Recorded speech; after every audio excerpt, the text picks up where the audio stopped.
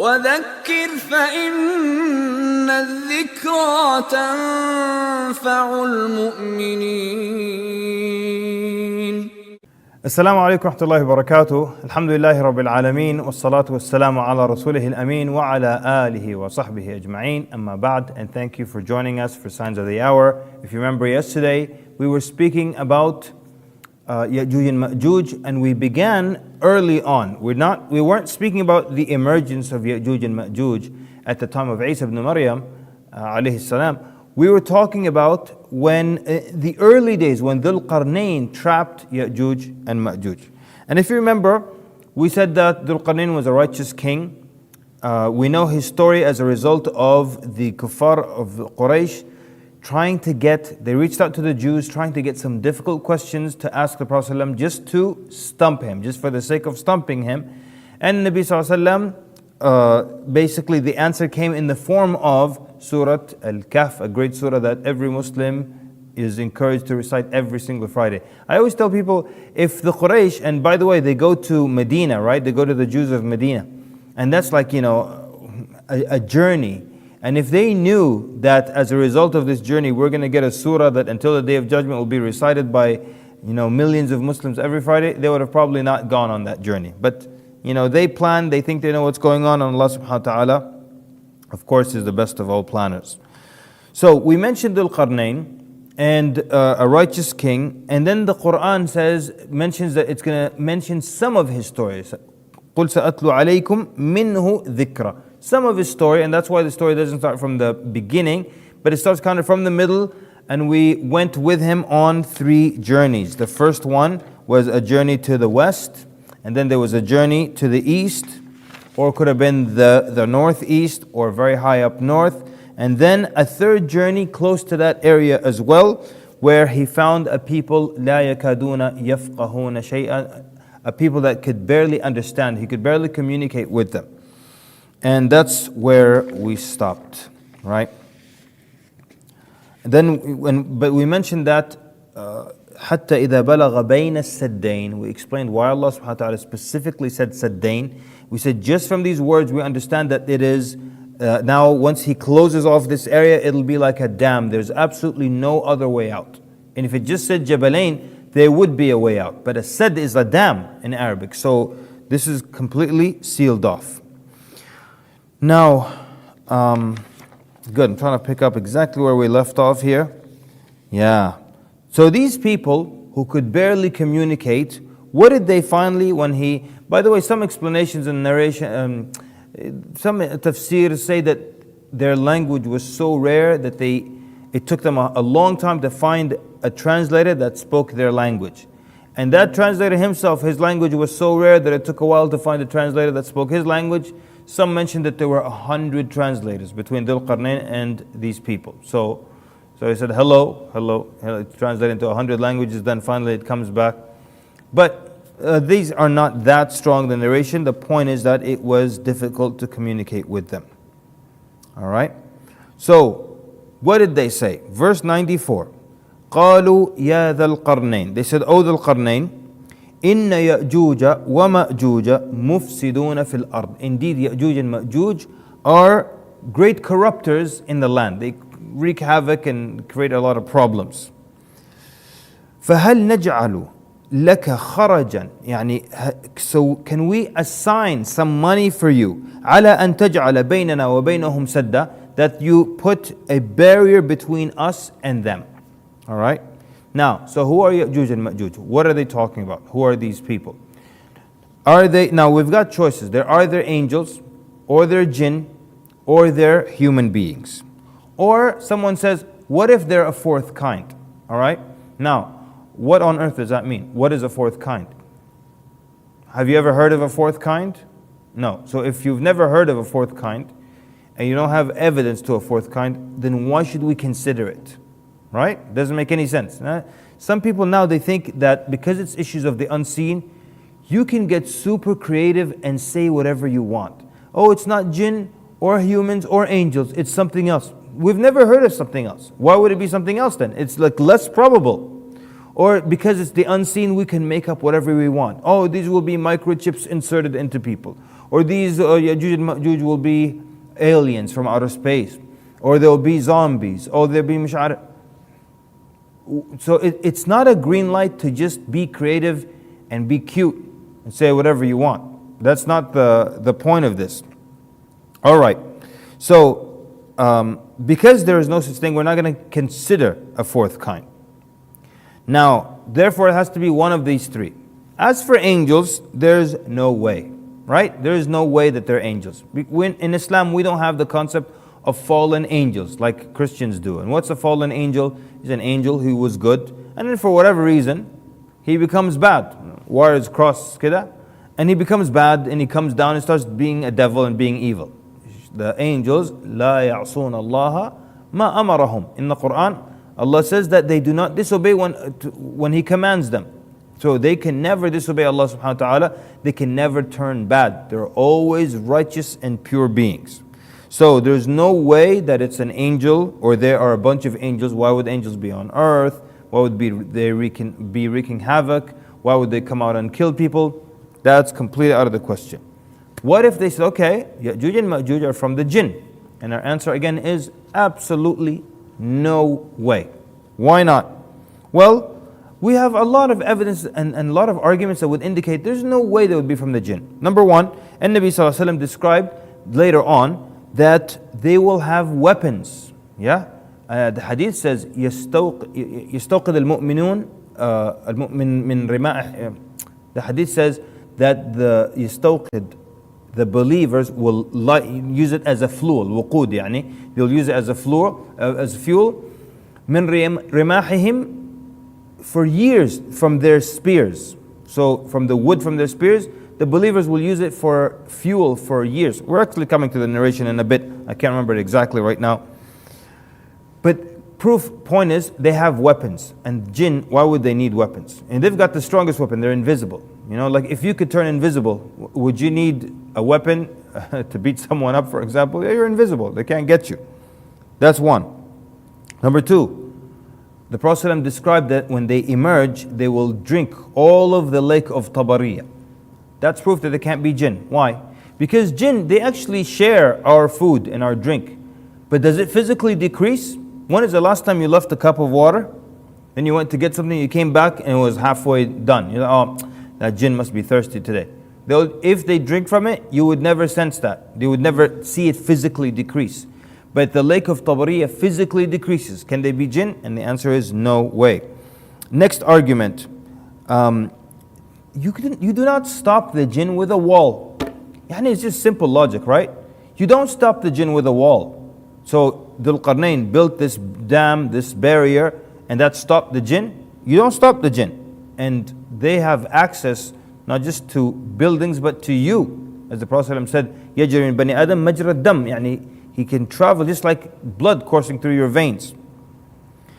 Also, angels generally protect you from the jinn anyways. So it's not this jinn are going to come out and kill all of humanity and the angels are not going to do anything about that. The other thing is that you wouldn't see the jinn. Because in the hadith, the believers will come out and they'll see Ya'juj and Ma'juj dead, scattered all over the earth, dead everywhere, dead bodies. We can't see jinn. True or false? Allah subhanahu wa ta'ala mentioned in the Qur'an that إِنَّهُ يَرَاكُمْ هُوَ وَقَبِيلُهُ مِنْ حَيْثُ لَا تَرَوْنَهُمْ. That He sees you, He and His followers from where you do not see them. Now what's something else that's interesting? So we have in the Qur'an proof that we don't see jinn. We have the hadith evidence that we will see, that humans will see Ya'juj and Ma'juj, dead bodies scattered everywhere. Another interesting thing. The Prophet ﷺ described the faces, the appearance of Ya'juj and Ma'juj. Now here's something interesting. Do you know of a hadith describing the faces of the jinn? No. Why not? Because you don't see them. What's the value of describing something you can't see? So the Prophet ﷺ described Ya'juj and Ma'juj because they're humans and we will see them, or whoever is alive at that time will see them. So that means they are not from the jinn. There's also something else that's interesting. There's not a single report of them ever killing a jinn. Because remember, they're angry at the world and they kill every human being and then they say, let's kill the ones in the heavens. But they never try to kill jinns. If there were jinns And they went to the point where they try to kill their creator, astaghfirullah. They're not going to try to kill the jinn, but they never try because they're humans. They can't see jinn and they never think of that. Anyways, so then what are they? We've only got one option left. They are humans, completely normal as far as physical appearance, human beings. There are a few differences between us and them. We're going to get to that. They are humans from the offspring of Yafith ibn Nuh.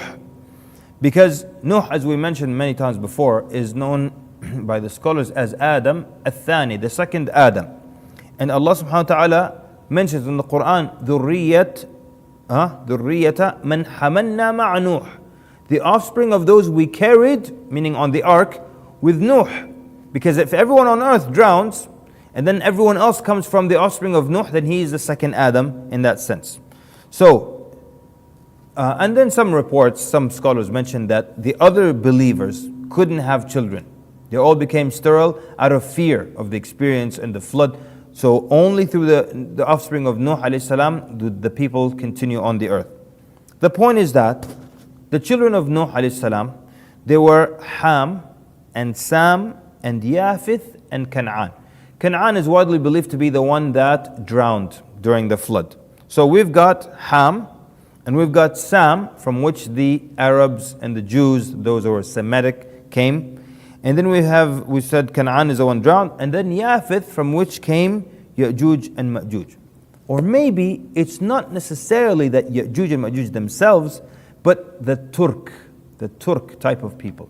Now, a Turk here is what is referred to in English as the Turkic people. Not Turkish, from the country Turkey, but Turkic people, which includes people from Uzbekistan, people from like the Uyghurs, from Azerbaijan, from Turkey itself. All these are Turkic people. Mongolians also under this category. So these are the Turkic people.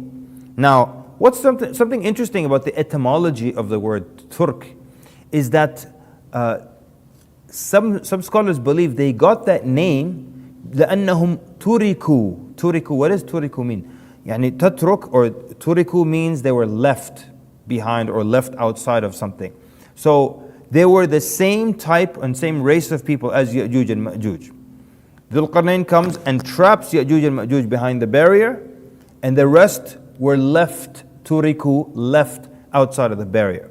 That's one guess as to, or one theory behind how Turk, the name Turk came. أنهم تُرِكُوا, outside of the barrier. They were left outside of the barrier. Okay, so then how are they different and why are they so many? One explanation is that they reproduced faster than others, and the other explanation is that they live longer than others. If you live longer, if your lifespan is considerably longer, then you will, as you live longer, you will breed and have more offspring, more children.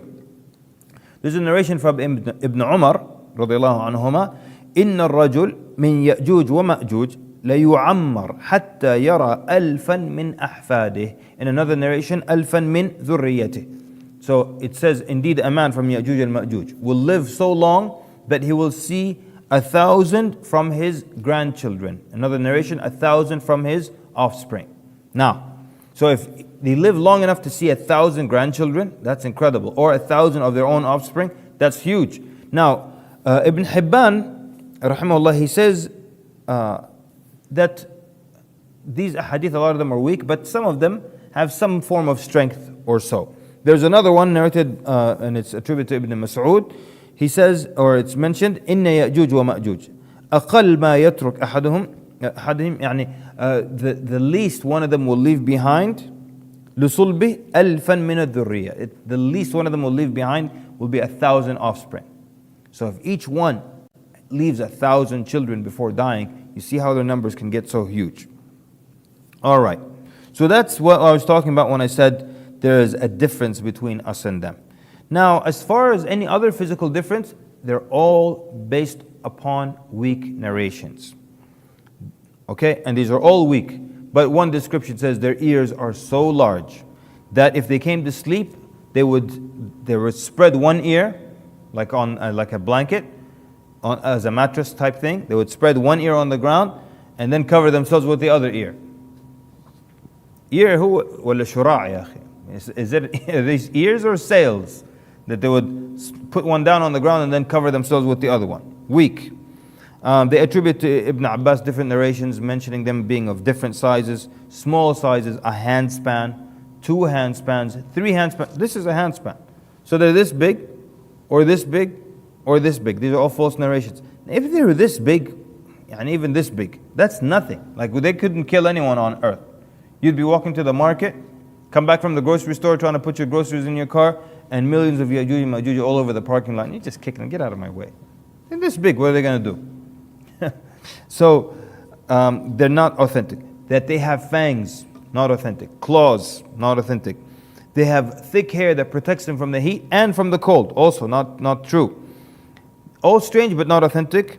And Ibn Kathir, rahimahullah, he rejected all these sayings and said they have no evidence. And since they are from Yafith ibn Nuh, they are human beings just like us, except Allah decreed they either live longer or reproduce faster, and that's why, or that explains why their numbers were so huge. What is authentic then? These were all the false narrations about the big ears, the fangs, and the small sizes. What's authentic? We have an authentic narration about their appearance. قال النبي صلى الله عليه وسلم عراض الوجوه. عراض الوجوه. They have wide faces. صغار العيون. They have small eyes. And that's why wide faces, small eyes, it looks like, as many people say, physically the description looks like the Mongolians, right? We're not saying they're Mongolians, saying that's what the physical description looks like. Then the Prophet says, صهب الشعاف. صهب الشعاف. So what does that mean? شعفة الجبل أعلاه. If we say شعفة, شعاف is plural of شعفة. شعفة الجبل is أعلاه, the highest point, the summit, the tip of a mountain, that's the شعفة. Now humma صهب الشعاف, that some people translated that as they have red hair. But الشعفة is the top, the top of something. So if they have red tops, that could mean that they have red hair. Or it could also mean that they're wearing something where the top of their heads are red. So it could be that they have red hats on, red helmets on, but the visual is if you see Ya'juj and Ma'juj coming and running down the mountains and everything, you would see them red top. Either because of a helmet or a hat, or because of their hair color, something, but the top is red. If we go literally here, الشعاف, that means on top they're red. It doesn't have to be their hair. Some people said their hair is reddish brown, reddish black. Doesn't have to be. Alright? وَمِن كُلِّ حَدَبٍ يَنْسِلُونَ. And they come down from every mound, every elevated area. So you can picture them just running down quickly. So many of them, millions of them coming down the hills and mountains, just running down like that. So, those were their descriptions. Alright? And it shows that they were human beings. And the fact that they were described also shows that they were not jinn, because we can't see them anyways. And clearly not angels. So they are a people, a normal human people, that will wreak havoc and destruction on the earth. Now, if you want a further and a strong proof that they're human beings, even though there shouldn't be any doubt, there's no reason for us to think that they're not human beings, but here's a very, very powerful proof. This is the hadith of Ba'thun Nar from Sahih al-Bukhari and Sahih Muslim, narrated by Abu Sa'id al-Khudri. On the Day of Judgment, alright? It's the Day of Judgment. يقول الله تعالى يا آدم فيقول لبيك وسعديك والخير في يديك. This is on the Day of Judgment. Allah subhanahu wa ta'ala will say, Ya Adam, He'll call Adam, and Adam will say, here I am, at your service, and all good is in your hands. So Allah subhanahu wa ta'ala will say, أخرج بعث النار. Basically, send out or bring out all the ones who are to be sent to the hellfire. So Adam says, وَمَا بَعْثُ النَّارِ. And who are those that are to be sent to the hellfire? And then Allah subhanahu wa ta'ala tells him, مِن كُلِّ أَلْفٍ, from every 1,000, تِسْعَ مِئَةٍ وَتِسْعَةً وَتِسْعِينَ. From every 1,000, 999. Those are the ones that go to the hellfire. And when Allah subhanahu wa ta'ala says that, at that point, the Prophet ﷺ says, at that point, the young, their hair will turn gray. And every pregnant female will abort. and the people will appear intoxicated even though they are not intoxicated. But the punishment of Allah is severe. And when the companions heard that, they said, Ya Rasulullah, and which of us will be that one that will be saved? And the Prophet then tells them, he said, be of good cheer. For there will be one man from amongst you and 1,000 from Ya'juj and Ma'juj. You see? Now, I remember this hadith when we were younger, one of our friends heard it, and they said, out of every 1,000, 999 are going into the hellfire. He said, what if on the day of judgment I'm standing and it's in my 1,000 group, it's me and there's Abu Bakr. He's like, that's bad. I'm like, of course. And if you see Abu Bakr in your group, you're not going to think, well, it's between me and him. No, ya Habib. But the good news is that the rest are from Ya'juj and Ma'juj. That means their numbers are immense. Their numbers are immense. Okay. But how is this very definitive proof that they're human beings? Adam a.s. was asked to bring out those who are going to go to the hellfire. Why? Because Adam is the father of all humans, and therefore Ya'juj and Ma'juj are humans. Their name is it's not an Arabic name, right? Ya'juj and Ma'juj. They said it's taken from Ajij and Nar, يعني التلهب, the blazing of a fire. Also Ujaj al-Milh, as we see in the Qur'an, وَهَذَا مِلْحٌ Ujaj, something like extremely salty. Also to run fast. These are the root meanings of this name, right? And sometimes just from the name you could see that it's not praiseworthy, right? The blazing of the fire, or something extremely salty, or something running, and so you see that that it indicates something not good there. What was their crime? Inna Ya'juj wa Ma'juj mufsiduna fil ard. They wreak havoc in the land. They create mischief. So what was their crime? So first of all, they didn't say the details are not in the ayah, right, or in the Qur'an. Wahb ibn Munabbih, the great scholar rahimahullah, he thinks that their crime was homosexuality. Ata al-Khurasani rahimahullah, he said they kill people, like they would murder. Muqatil, the mufassir of the Qur'an rahimahullah, he said they eat people. But what is most common is that they would come out of this area in the spring upon these people who are speaking to Dhul Qarnayn. They would come out upon them and they would take anything green, yani anything of value, anything ripe, anything growing, any vegetation, they would completely take it and go back into their area. So these people that Dhul Qarnayn met, they said, فَهَلْ نَجْعَلْ لَكَ خَرَجًا عَلَىٰ أَن تَجْعَلَ بَيْنَنَا وَبَيْنَهُمْ سَدًّا. Sadd is, like we said, the barrier, or a dam here with no other way out. So they're saying, how about we pay you so that you can put a barrier between us and them. Now what's interesting, the scholars said these people, they also weren't very intelligent. And this is part of their argument, that a king comes to them, and this king, he owns everything between the east and the west. Now they don't know that, they don't know the size of his kingdom, but they see the size of his, for lack of a better term, his procession. Like he's coming with thousands of servants and goats and maids and soldiers and horses. And then these people, be they farmers or whatever simple people they are, they offer to pay this great king some money if you just build a barrier between us and him and them. Not very smart, right? So,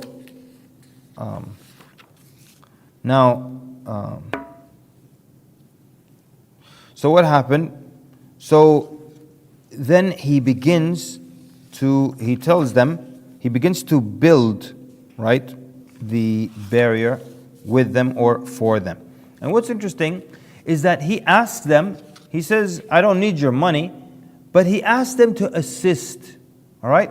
He asked them to assist him in the building of the barrier. Now, what's smart about that? He has the manpower, he has soldiers, he can build it. But it's wiser and better for him as a wise leader to involve the people in the process.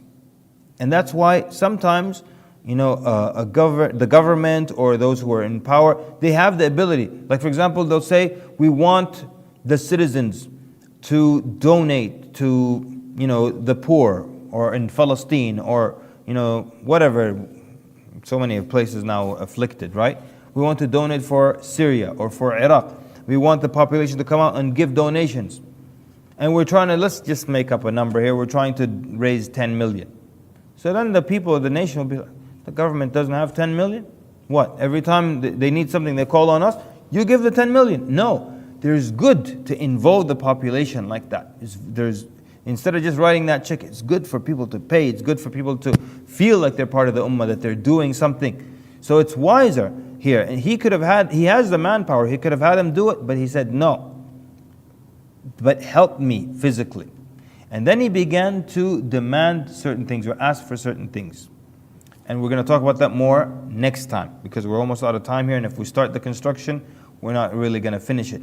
But he asked for zubar al-hadid. Zubar, plural of zubra, which is a big chunk like this. So, and this is an area that had a lot of iron, and there were big chunks of iron like this.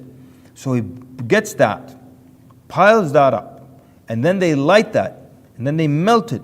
Then they bring molten copper, and then they put that on top. You see some very physical and very specific. For those who say, the barrier is figurative. Right? The barrier is figurative. What are the chunks of iron then? And you tell me, be creative as you like, be figurative, yalla. What are the chunks of iron? What's the molten copper? And why copper? Not even brass, not any other metal, not bronze, copper specifically. Why? Alright? قَالَ انفُخُوا, blow. Why is he saying blow then? If it's figurative, what does it mean figuratively to blow on a wall made of figurative molten, figurative iron and figurative molten copper? What does that mean when they say it's figurative? And why is it saddain and not jabalain if it's just figurative? What's the difference between sad and jabal figuratively? If they're saying it's not a real barrier. You know why some people say it's not a real barrier? Because number one, they can't understand how these millions of people are behind the barrier. Number one, where could that be? It has to be a big area. Actually, it doesn't. It really doesn't. Okay? That's why people just... It's basic. Like you can just Google stuff. It's not even like... You don't have to be a genius anymore. You can Google and pretend to be a genius. They could have Googled. All of the people on earth right now, every living being, 7 billion, if we put them all right next to each other, how big would that area be? Google that. Not big at all. So Ya'juj and Ma'juj don't have to be in another complete continent. Alright? And they don't have to be, the earth is hollow, so they're the hollow earth theory and they're living in the hollow part. It doesn't have to go that far. But most people reject the barrier and say it's figurative simply because they can't understand how that huge number would be on earth and we can't find them. Number two, why can't we find the barrier? Because we explored the whole earth. We haven't. And then how could they survive without sunlight? There are very good logical explanations for every single one of those questions. You will find those out tomorrow's episode, inshallah. Join us as we discuss all these other things about Ya'juj and Ma'juj. Jazakumullah khairan for your attentive listening. Sallallahu mubarak ala Muhammad wa ala alihi wa sahbihi ajma'in. Wassalamu alaikum wa rahmatullahi wa barakatuh.